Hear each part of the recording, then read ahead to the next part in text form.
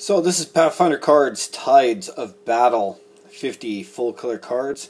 From the description, it kind of reminds me of the Dungeons & Dragons Fortune cards.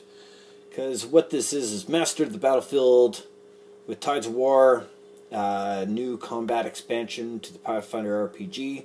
Turns your heroes of our strengths and talents into dramatic combat maneuvers, lethal opportunities, and surges of power when you need them most.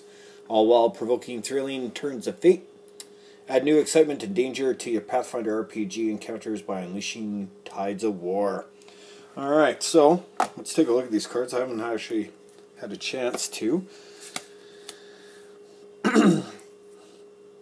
Signal opening. Your attack alerts others to a crucial weakness in your foe's defense. You hit with an attack.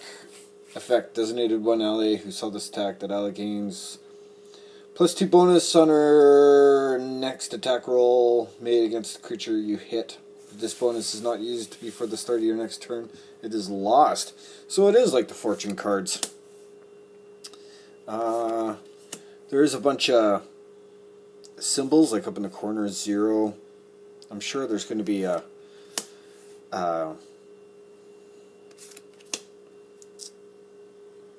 card that will say what they're worth, because they do go up to 1, and there must be online somewhere that actually explains how do you use them. Do you draw like a handful of cards for yourself and then you play as you're attacking, or do you draw a card if you hit right there, you confirm a critical hit? Like, do you pull these on those kind of spots, or? But I'm sure there's going to be a card near the back that'll explain it.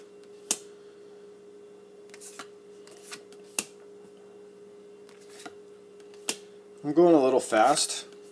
I got a lot of cards, and I always like to try and keep my videos under 5 minutes. But this will definitely give you a chance to see if these cards are for you. The one thing I did read, like in comments, is these are more for players than for DMs or GMs, and obviously they always ask everyone to have one deck per player, but I'm sure with 50 cards, I'm sure you can share this up between 2 to 3 people at your table quite easily and still get the same effect out of them. It just probably means your personal deck would be a lot smaller. But then again, the people that you're playing with, they're all on the same team. So even if you didn't get Tide of Tendency, someone else on the team would. So hopefully if it didn't affect their style of play, you could still see it on the board and help everybody. Oh, these are kind of failures now. You fail a caster level check to penetrate a creature's spell resistance. Oh, and then what you can do is re-roll that check. That's pretty cool. And then you get a +2 on the... Interesting. The one thing I did find is, especially with the fortune cards from Dungeons & Dragons, is with the wrong GM or DM, these do tend to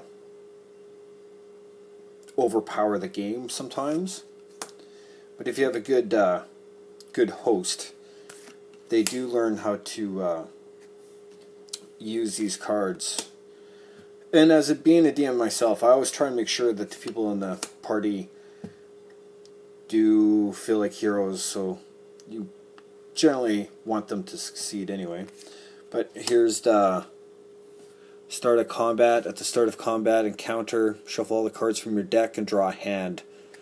So there is rules how to use the cards. What's on the back side of these? Oh, that's the back of the cards. Tides of Battle. That's pretty cool. And then there's the card suits. Crowns mean cards in the suit involving rallying your allies and coordinating their efforts. Shields, cards in the suit involve staying resolute against your foe's assaults. Swords, and wands. So there's 4 different styles. That's the OGL. And then just a quick advertising. And it talks about design, editing, and graphic. Alright, so that's the Tides of Battle. Thanks for watching.